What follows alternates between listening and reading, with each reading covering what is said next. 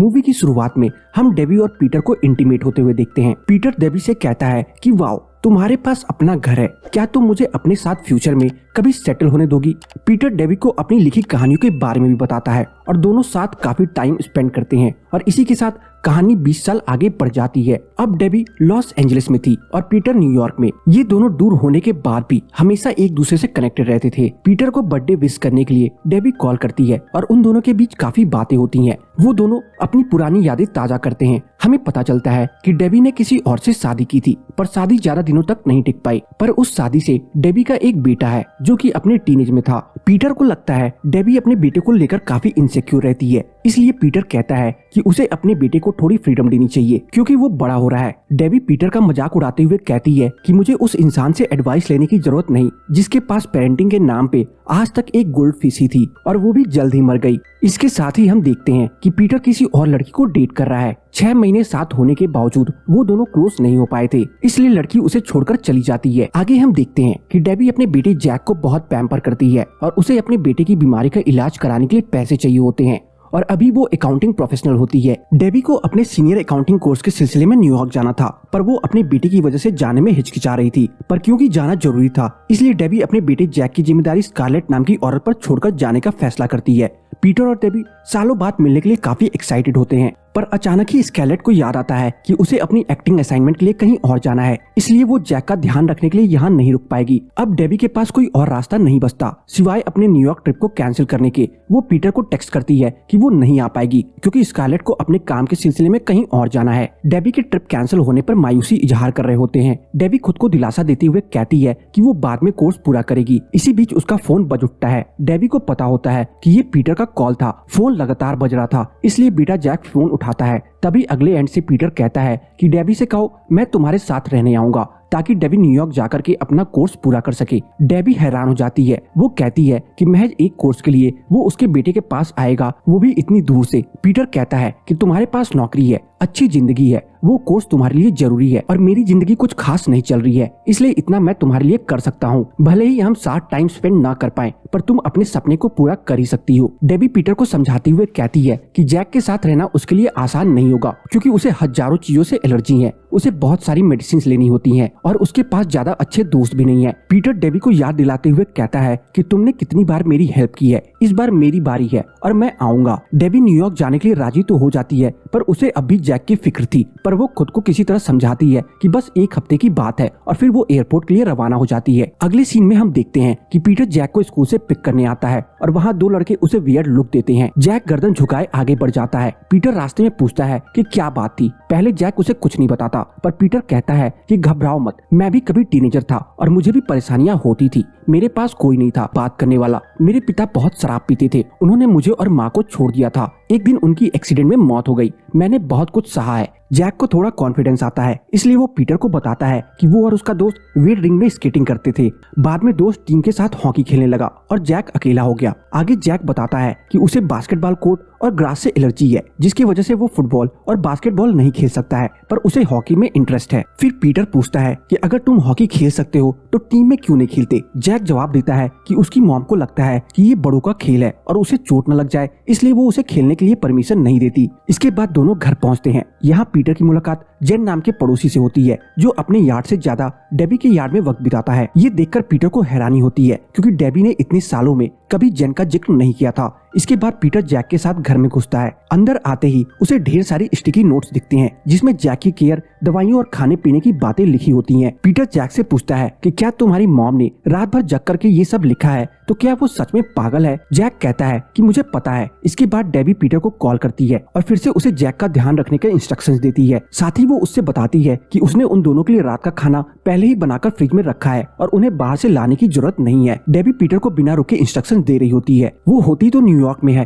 पर उसका ध्यान अब भी घर पे ही होता है। डेबी बस बोले जा रही थी। जैक उसे चुप होकर के सांस लेने को और अपने ट्रिप को एंजॉय करने को कहता है। इसके बाद दोनों कॉल डिस्कनेक्ट करते हैं। पीटर जैक से पूछता है कि क्या उसे मैक्सिकन फूड से एलर्जी है। जैक के इनकार करते ही पीटर डेबी का खाना फेंक देता है, मतलब कि वो बाहर से खाना मंगाकर खाएंगे। दूसरी तरफ हम डेबी को देखते हैं जो पीटर के प्लेस पे जाती है और उसके शानदार कमरे को देख उसके होश उड़ जाते हैं। पीटर को भी डेबी की तरफ बुक्स का शौक था और उसने काफी महंगी चीजें रखी थी। अगले सीन में हम जैक और पीटर को देखते हैं। पीटर कहता है कि हम मूवी देखते हैं, पर जैक कहता है कि उसे अपना होमवर्क करना है। खाना खाते वक्त उसे टीवी देखने की परमिशन नहीं और बिना होमवर्क किए तो बिल्कुल नहीं। पीटर कहता है कि अगर मुझे पता होता तुम्हारे साथ ये सब होता है तो मैं पहले ही आ जाता। जैक कहता है कि थैंक्स, पर मॉम ने कहा था आप इर्रेस्पॉन्सिबल हो और औरतों के मामले में बहुत ही बुरे हो, पर आप बहुत चिल हो। उधर हम न्यूयॉर्क में डेबी को देखते हैं जहाँ वो पीटर की एक्स मिनिका से मिलती है। मिनिका पीटर के घर डेबी को देखकर हैरान होती है। वो डेबी को बताती है कि पीटर तुम्हारी बातें किया करता था। डेबी पूछती है कि क्या तुम और पीटर साथ हो। मिनिका कहती है कि हम थे, पर बीच में वो बेका को डेट करने लगा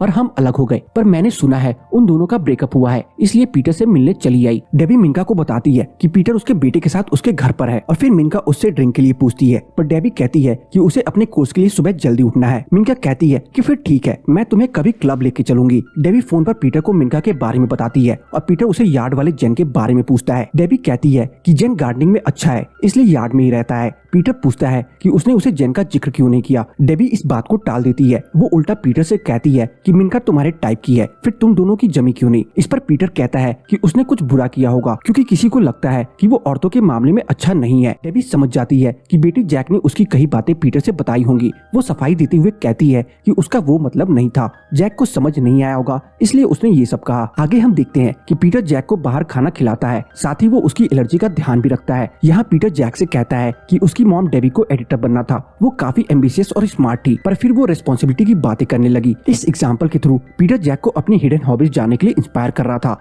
आगे हम देखते हैं पीटर जैक को स्कूल ड्रॉप करते वक्त उसके पुराने दोस्तों के सामने उसे कहीं ले जाने की बात करता है और कहता है कि तुम अपने दोस्तों को भी इनवाइट कर सकते हो। इधर डेबी अपनी फर्स्ट क्लास कंप्लीट करती है। स्कूल से निकलते वक्त उसे लिटरेचर की क्लास दिखती है और वो उसमें इंटरेस्ट लेने लगती है। इसी बीच वहाँ पीटर की एक्स मिनिका आकर के उसे क्लब के लिए पिक करती है। वो और मिनिका बातें कर रहे होते हैं। डेबी बताती है कि पीटर द्वारा छोड़े जाने के बाद उसने जिमी नाम के इंसान से शादी की जो कि माउंटेन क्लाइंबर था। जिमी को एडवेंचर पसंद था और डेबी को बुक्स पढ़ना और घर बसाना, इसलिए वो दोनों अलग हो गए। क्लब में उसे लिटरेचर क्लास वाला प्रोफेसर दिखता है जो कि मशहूर डंकन प्रेस के एडिटर थियो मार्टिन के साथ होता है। डेबी मार्टिन को देख बहुत एक्साइटेड होती है। वो बताती है कि उसने डंकन प्रेस पब्लिकेशन की एक नहीं, दो नहीं, बल्कि सारी किताबें पढ़ी हैं। थियो मार्टिन इस बात से काफी इम्प्रेस होता है क्योंकि उसकी सारी बुक्स में से एक बुक ऐसी थी जिसकी सिर्फ एक कॉपी बिकी थी और वो भी डेबी ने पढ़ी, यानी कि डेबी उस नॉवेल की इकलौती खरीदार थी। इसके बाद मार्टिन डेबी को अपना नंबर देता है जिससे वो बेहद खुश हो जाती है। घर आकर के मिनिका डेबी को बताती है कि पीटर ने कोई बहुत मोटी नॉवेल लिखी है जो पब्लिश नहीं की। डेबी कहती है कि वो मान नहीं सकती क्योंकि पीटर को पहले लिखने का शौक था,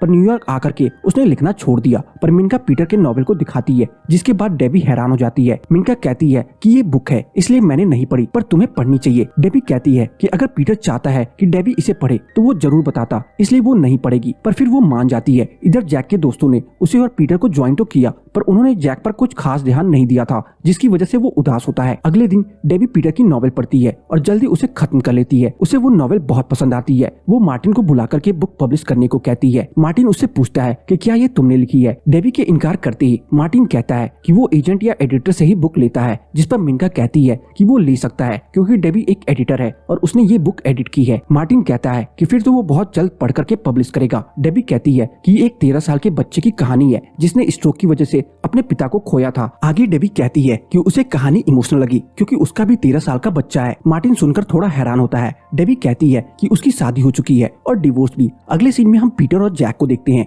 पीटर जैक को स्कूल ड्रॉप करते वक्त कहता है कि तुम हॉकी खेल सकते हो अपने दोस्तों के साथ टीम में अगर चाहो तो। जैक खुश हो जाता है। फिर वो पूछता है कि मॉम को पता चला तो। इस पे पीटर कहता है कि डेबी को वो बाद में बताएगा जब वो वापस लौटेगी। स्कूल पहुंच करके पहली बार जैक पीटर को हक करता है। अब दोनों की बॉन्डिंग काफी मजबूत हो चुकी थी। पीटर हॉकी खेलता है और उसे बहुत मजा आता है। इधर मिनिका और डेबी मार्टिन से मिलने जाते हैं। वो बताता है कि उसकी असिस्टेंट ने बुक पढ़ी और उसे बहुत पसंद आई है। वो ऑथर से बात करना चाहता है, पर डेबी ने तो ये सब पीटर से बिना पूछे किया था। वो घबरा जाती है। इसके बाद मार्टिन उसे डिनर के लिए पूछता है। दूसरी तरफ पीटर जेन को बातों में फंसा करके उसकी और डेबी का सच पता करता है। जेन कहता है कि उसे डेबी पसंद है और वो उसके साथ फ्रेंड्स विद बेनिफिट्स वाला रिश्ता रखना चाहता है। ये सुनकर के पीटर को बहुत गुस्सा आता है, पर वो जाहिर नहीं करता। अगले सीन में हम देखते हैं कि डेबी मार्टिन के साथ डिनर के बाद घर जाती है और दोनों किस करते हैं। डेबी को याद आता है कि कर्टेन्स खुले हैं। पीटर का घर काफी मॉडर्न होता है, वहाँ हर चीज रिमोट से चलती है। डेबी को भी अभी तक उसे ठीक से ऑपरेट करना नहीं आता था। मार्टिन कर्टेन्स लगाता है पर गलती से उसे कैमरा ऑन हो जाता है। पीटर उन दोनों को एक साथ मेकआउट करते हुए देखता है और उसका मूड ऑफ हो जाता है। वो जैक को डेबी की दोस्त एलिसा के साथ छोड़ किसी और लड़की से मिलने क्लब चला जाता है। घर आकर के वो डेबी की दोस्त एलिसा के सामने डेबी को लेकर के अपनी फीलिंग्स को कन्फेस करता है। वो बताता है कि उसे डेबी से अटैचमेंट होने लगी थी, इसलिए वो उससे दूर भाग गया और फिर जब वो उसे दोबारा मिला तो उसने डेबी को उसके एक्स हस्बैंड जिमी के साथ देखा।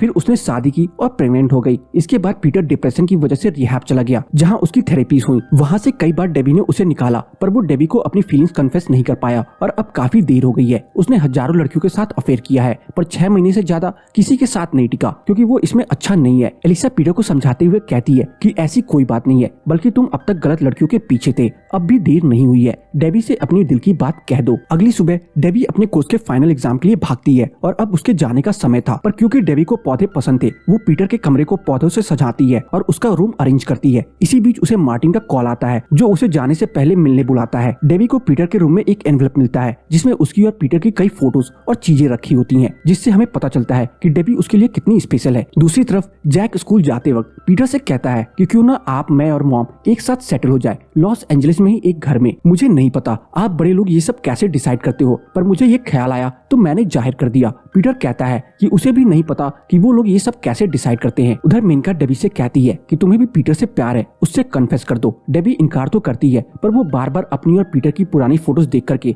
बिताए समय को याद करती है। इसके बाद वो मार्टिन से मिलने पहुंचती है। मार्टिन उसे मैकमिलन में एडिटर की पोस्ट ऑफर करता है और वो अपने और डेबी के रिश्ते को आगे ले जाना चाहता है, पर डेबी कहती है कि वो किसी और से प्यार करती है। इधर एलए में हॉकी खेलते वक्त जैक को ब्रेन स्ट्रोक आता है और पीटर उसे हॉस्पिटल ले जाता है जहां एलिसिया भी होती है। पीटर ये खबर डेबी को देता है। डेबी शॉक हो जाती है। डॉक्टर बताती है कि जैक को हेमाटोमा की वजह से स्ट्रोक आया था और वो अभी बेहतर है। डेबी जैक से बात करती है। जैक बताता है कि उसने सारे हफ्ते क्या किया और ये उसकी लाइफ का बेस्ट हफ्ता था। साथ ही वो अपनी मॉम से रिक्वेस्ट करता है कि वो पीटर को ना डांटे, क्योंकि पीटर ने ये सब उसे एंजॉय करवाने के लिए किया था। इसके बावजूद वो पीटर पर गुस्सा होती है और कहती है कि अगर एलिसिया वहाँ मौजूद है तो तुम अभी के अभी वहाँ से चली जाओ। इसके बाद वो तुरंत एली जाती है जहाँ एयरपोर्ट पर उसे पीटर दिखता है। पीटर को पता चल जाता है कि उसकी बुक पब्लिश हो चुकी है। डेबी कहती है कि मिनका ने कहा था। पीटर कहता है कि क्या तुम्हें पता है कि मेरे घर में कैमरा है। डेबी समझ जाती है कि उसने उसे और मार्टिन को साथ देख लिया होगा और फिर दोनों एक दूसरे को भला बुरा कहने लगते हैं। इसके बाद डेबी के सामने से एक मेमेंटो गिरता है, यानी उसकी और पीटर के बीच की एक याद वाली चीजें, और वो पीटर को रोककर पूछती है कि उसने उसकी चीजें रखी थी तो कभी बताया क्यों नहीं।